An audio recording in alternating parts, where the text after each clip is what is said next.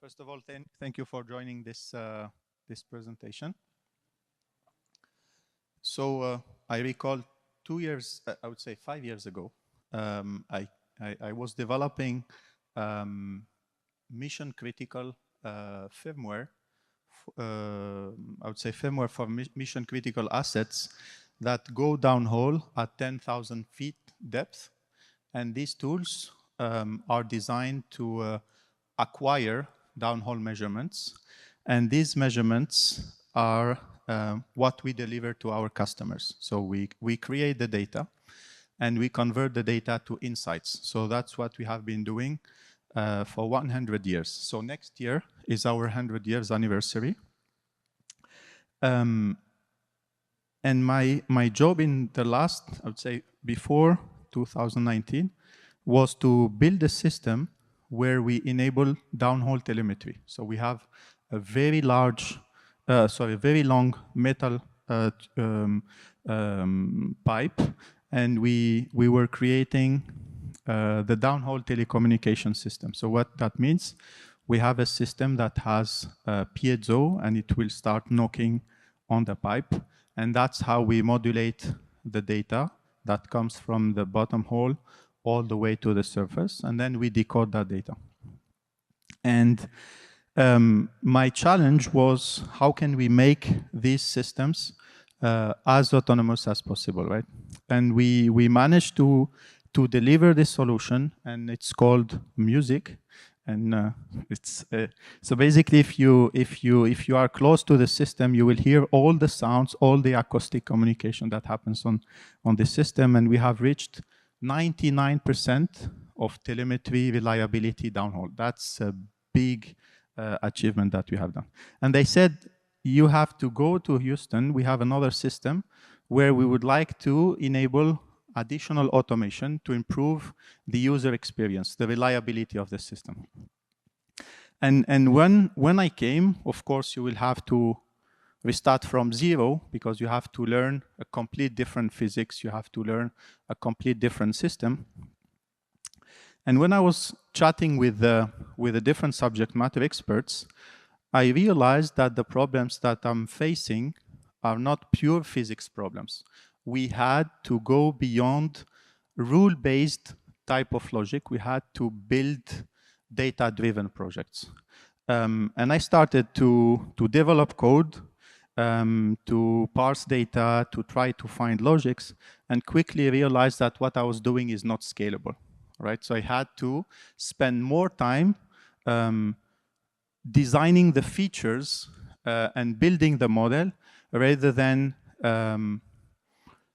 developing code that is parallel, that runs fast, because that's someone else's problem, right? And that's how the journey with Teradata started a couple of years back. I needed to outsource these types of problems to a different partner. I needed to focus on solving my own problems that are related to multi-domain physics, where we wanted to convert patterns that we see in the data when we expose the systems to high temperature, high pressure, harsh conditions.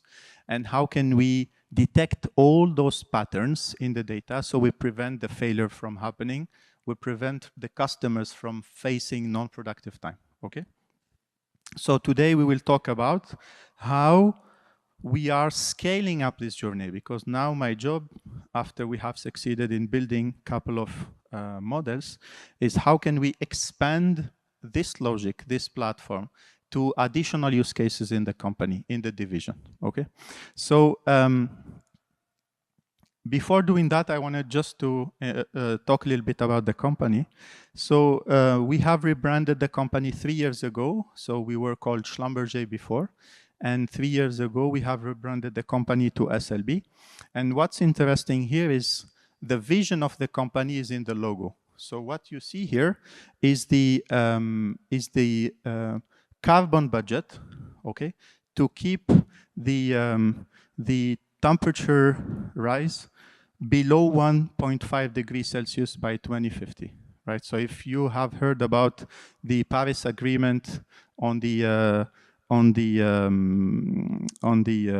GHG or greenhouse gas emission limitation. What that means here, what you see here is how can we, by 2050, ensure that we are reducing the emission of greenhouse gas to ensure temperature doesn't go or doesn't increase by more than 1.5 degrees Celsius. But after 2050, we want to make it negative. Okay, so we want to start offsetting the carbon emission to be what we call carbon neutral.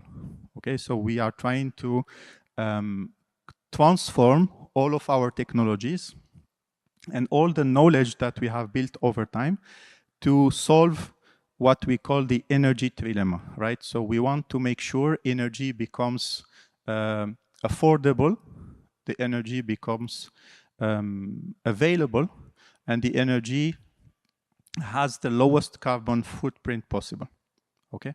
So what we do for that, we are transforming our own industry to make it, to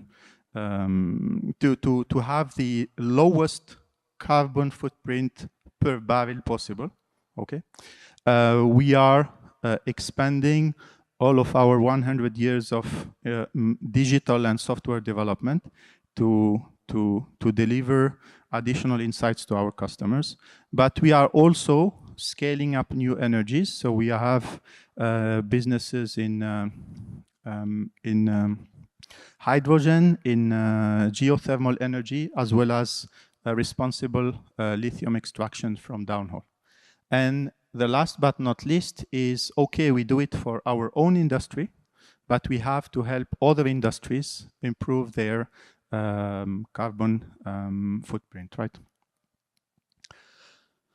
All right, so the company has three, I would say, main activities. So the core activity where we are reusing we are keeping our own business of oil and gas energy. We have a second part where we have all the digital and integration part of the different softwares, and we have the Schlumberger New Energy. So the use case that we are talking about today is part of the core business, okay? And in the core business, we have different types of divisions that focus on a specific part of the lifetime of the well, okay? And we are talking here about reservoir performance. So in this division, we create tools, okay, that have different types of physics.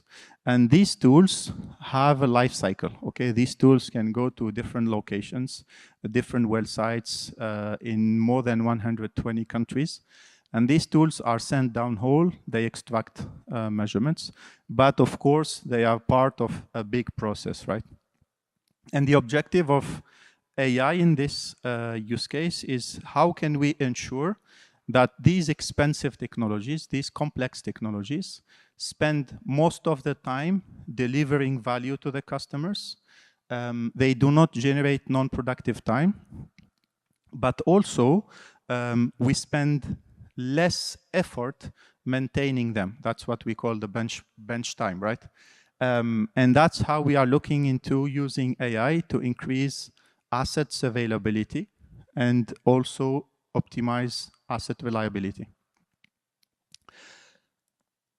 So how do our tools look like? So the important thing is we have, I would say, maybe more than 20K assets. And most of our assets from outside, they would look like a big piece of metal. But from inside, there's a huge amount of IP and knowledge and physics that is converted into electronic boards, into devices that move. And all those devices generate data at a very high frequency, okay? And this data that we generate is coming from different motors, different sensors, different physics. So it's a multi-domain physics. And the most important part to know here is the development of these tools, the cycles of development takes from 5 to 10 years. So from 5 to 10 years, you have a group of 20 to 30 I would say, engineers from different domains. All of them have the same objective of converting a specific idea of how to measure a specific type of physics from downhole into a system that generates data. And then how can we convert these data to an insight to the customer, okay? So one of the tools we started this use cases on is called Aura. So this is one of the most expensive developments that we have made in the last decade. So this tool, one of these tools is every tool or every module measures about 10 meters. So that's 30 feet, okay? And if we assemble the system, the size of the system would be 16 times 10 meters, okay? And all of these tools will go downhole. So what we are trying here to say is all these tools together will generate approximately 16 times 2,000 measurements. So every piece of the system is generating 2,000 measurements. And when I started the journey, there was no way we could easily explain the data in order to convert that data into insights. So before we build machine learning model, the challenge was how can we build features, okay? Because it's easy to train a model. It's extremely complex to build a feature. So if we look at the features that we develop, and if we look at the same time into the life cycle of the asset, so the asset, as I mentioned, would take 5 to 10 years to design. And then we manufacture the tool itself internally. And then we go to a cycle of operations. Okay, so we iterate multiple times. We go to multiple locations. And from there, at some point, we might detect symptoms of failures. And then we go to maintenance. And from there, we can spend, let's say, X amount of time trying to fix the tool. And from there, we can come back to a cycle of operation. So what we don't want to do is to tell the users or our own customers or internal customer that they should not ship the tool to a specific location because there is a failure, and they have to open the tool, spend 2 weeks, 3 weeks maintaining the tool, and then at the end, we realize that we have made a mistake. So there was no problem on the tool. Okay, so AI has to be as trustable as possible. Okay, and to do that, we needed a system where we could not take assumptions. We have to see the data, and we have to be very aware of the distribution of the data, the relationship, the correlations, all of those relationships between the channels. We had to look at them. So here, typically, a cycle lasts for 30 years. Okay, so when we start operating a tool, because it's expensive, we need to have return on investment.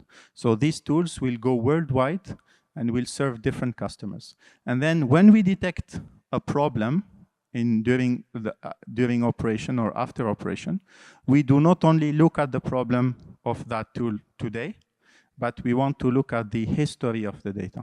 Okay, so we want to look at when this tool was manufactured, were there some symptoms that led to today's problem, okay?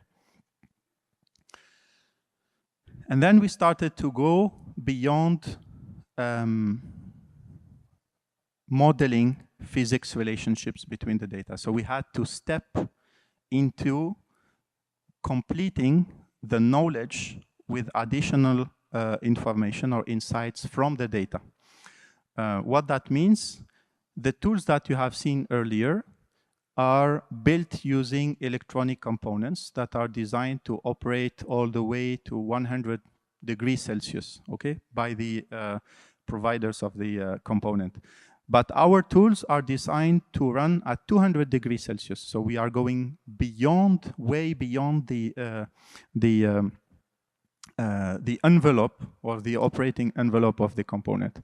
So what that means, we needed to look at each individual asset's data and try to find relationships between what we think the data should tell us versus what the data is actually telling us, right? So this morning I was discussing with David, and I was having a chat with another colleague.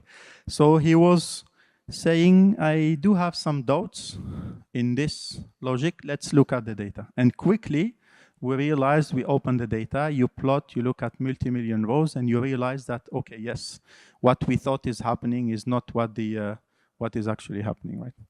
So in terms of use cases, what we use the data for is not necessarily AI only, right? So on a daily basis, we wanted to extract value, okay? I heard the return on investment word coming very often today and yesterday.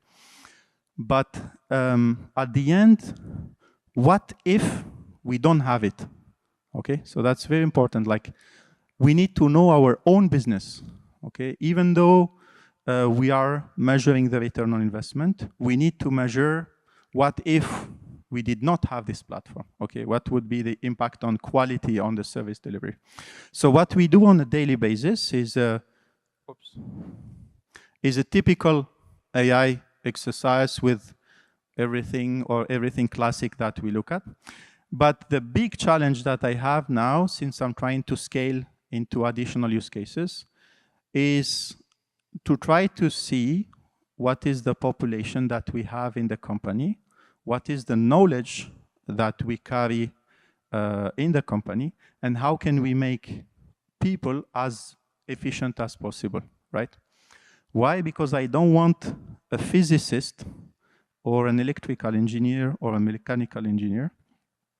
I don't want him to spend time designing code or writing code, okay? I want him to spend time interpreting data.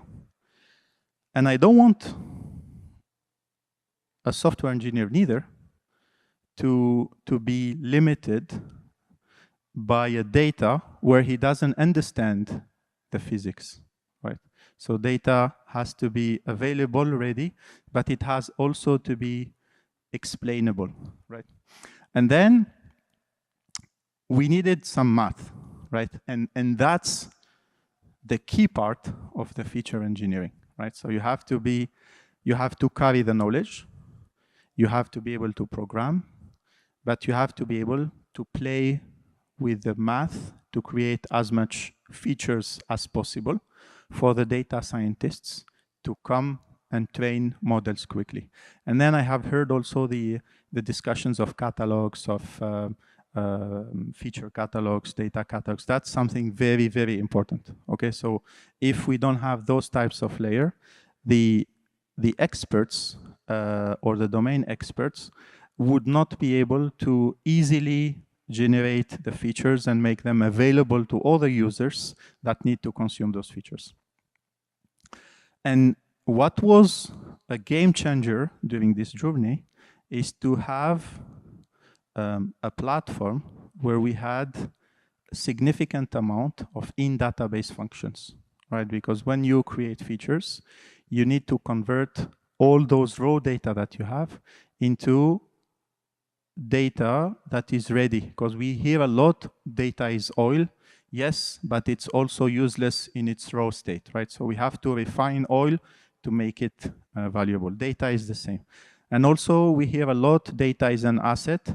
And I would add to this is that it's also, it can very quickly become obsolete. Okay, so the inventory of data has to be available whenever we need it. If it takes time to get it, then your data is obsolete. So from there, my objective was, how can we make all the population that we have across these different domains collaborate on a platform? Okay, how can we ensure that whenever the domain experts logs into the database, he can quickly and efficiently create features. He can quickly and efficiently analyze the data, perform a failure mode and effect analysis, a root cause analysis, how can we plot the data? And that's a critical piece of the design. If you know the data, if you understand the problem, machine learning will take you 5 minutes, okay? Because training the model is 2 lines of code, but creating features is a lot of time that you spend thinking and interpreting the data. And from there, I was thinking, how can we create KPIs, right? It's okay, it's good to build a platform, it's good to have a system that makes people efficient, but how can we measure the efficiency that we are bringing to the users, right? And if you look at the different types of analytics, so I like this this slide. It's not from me. It's something I found, I think, 2 years ago. But I use it on a daily basis because it reminds me what is my objective of the day, right? So when we look at analytics, or when we look at solving problems, so we need to know what are the different steps of analytics, what are the different types of analytics. Analytics can be just maybe, I would like to look at the average of a specific data. So that's completely different from an analytic solution or AI solution that will do the job for you, right? So we have to ensure that data readiness or descriptive analytics is something that is really fundamental, and we need to ensure that this thing, we can do it in a very fast way compared to when we want to do predictions. Okay, so when I did put metrics, I said, going forward, whenever we want to do descriptive types of analytics, it should not take more than 15 minutes, okay? If it takes more than 15 minutes, it's either a problem of the data or the platform, but most of the time it's a problem of the platform. So every step or every type of analytics has to be properly monitored. We have to put KPIs, we have to measure the efficiency of the platform, and that's the only way we can feed the return on investment measurements, right? So the second level of analytics is, okay, we have the data is self-descriptive, but how can we enable diagnostics, right? Because let's say I have a tool that has a problem, okay, I can look at the data, I can describe the problem, but I need to diagnose the tool, right? I need to do root cause analysis. I have to be able to do investigations. And when we do this, diagnostics is way more complex than basic descriptive analytics, right? The next step is, okay, I have the data, I can describe the problem, here is the problem, and I can tell you that this problem is related to a specific pattern in the history of the asset. Let's now train models or build features where we can move from diagnostics to predictions, okay? Because my objective is not to say, hey, okay, we have a problem. The objective is to say, be careful, we might have a problem. Okay, and we want to predict when we are going to have a problem. Otherwise, it's late. And the next level, so this part of predictive analytics is very time-consuming, and it takes a lot of time of interpretation of the data, iterations. And we have managed to cut the development of predictive analytics by 6. So we are 6 times faster because we have a solid foundation of data. We can, anytime we need the data, we have it. Now, the matter of training a model or the matter of creating features is no longer something that is limiting the efficiency of the team. And now the next step is, how can we go from, we have a problem, this is the root cause of the problem, we can predict the problem, but now we can tell you that given these conditions, you might have this problem. So we can move to the most advanced type of analytics, and that's where we will have the highest return on investment. Okay, so we can create or simulate all the conditions that would potentially put us in a situation where we can create a failure. So, and during this journey, of course, we'll have challenges, right? Because it's easy to put it on slide, but the reality of having all ETLs, all ELTs, data availability. And we realize that most of the time, we have data. Okay, that's not a problem. Everyone has data. But when we want to describe what's happening, you realize that you have to have a lot of pipelines that are there when needed to expose the data that you need to describe the problem, right? So this is a big challenge that we had to solve, and we daily solve in order to ensure that the utilization of the data is there. The second challenge is when we would like to move from saying, okay, the problem is here, into these are the root causes of the problem. You needed to look at multiple sources of the data, okay? You need to look at in the context of the prognostics that we are putting here, you need to look at the time series coming from the tool, but you also need to look at the maintenance databases. You need to look at the incident databases, and all that complexity has to be solved. Otherwise, if the data is siloed, we will never be able to jump into the next step, right? And once we have solved this problem of having as many sources of data as needed to make some conclusions or some insights, we realize that going from the insights into predictions requires looking at a massive amount of data. So in a couple of use cases that we are trying to solve, we are looking into tables of up to 3-4 billions of rows, 1,000 of columns, and each column can be decoded because they are like in a binary format or in a hexadecimal format. So processing is very important, and parallel processing is always better, right? And that's where the in-database functions were critical to this journey.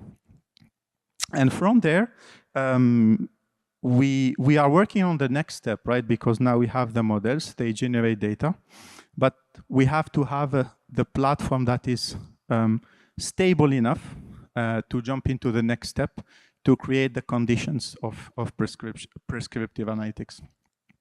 And from there, we came up with I would say, a theoretical type of platform where we have all the data that flows from the IT domain. So we are looking at maintenance databases, we are looking at operation activities, all the supply chain activities, because at some point, if we have a problem with an asset, maybe it's because of something that changed in the process of assembling a component, in the process of manufacturing a component.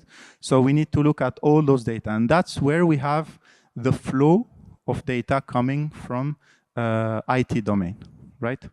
And the second domain is the sensor data. So we are looking at all the multiphysics or all the data that is coming from the OT, operational technology domain. And these data are completely different in nature from this data, right? And then we have the first layer of what I call foundational transformation. So the data that comes, especially from the OT domain, is extremely noisy. Okay, so we have to apply FFTs, we have to apply moving averages, different types of signal cleanings in order to expose the first layer of data. So at this level, we can do descriptive analytics. This is really the first layer. And to get from this point to this point, it's a lot of processes, it's a lot of computation, it's a lot of governance to ensure this data is available.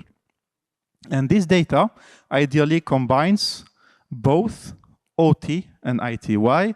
Is because if we look at the initial interaction of or subject experts with math, with data scientists, ideally, if you expose the data to your users, it has to be as possible in the same place. Because if you tell the user, I give you the time series here, but I give you the maintenance data on another system and the operation activity on another system. Good luck, download the data, extract it, process it, develop your model, and then you can deploy it. But that's not our strategy. The strategy is to make sure our platform is as self-service as possible. So from there, we come to the second layer, where we have the end products, right? So now people who collaborate to convert that raw, I would say that first layer of foundational data into end data product will come and will develop models, will create features, we will store features, and all those features will become real assets for the company, right? Because the raw data is data, but we are interested in information. We are not interested in data, right? And this is the precious, I would say, data that we have, that we use to trigger information. And now we are trying to move progressively from what I say conventional dashboards, so BIs and all types of dashboards, into more conversational dashboards, right? Because we realize that the profile of the users is completely different, and we cannot build like 3,000 dashboards. That's not something we can manage. We start thinking about leveraging all the LLMs or SLMs into making the data available in a friendly way for the users, right? So the big challenges that I see for the next year are going to be around cost, around cybersecurity. How can we protect our knowledge from leaking outside? All that exposure is something that we are currently working on with Teradata. So to conclude, I think the biggest, or I would say the most important piece in this journey was that when we were developing analytics, we were not thinking about scaling analytics by itself.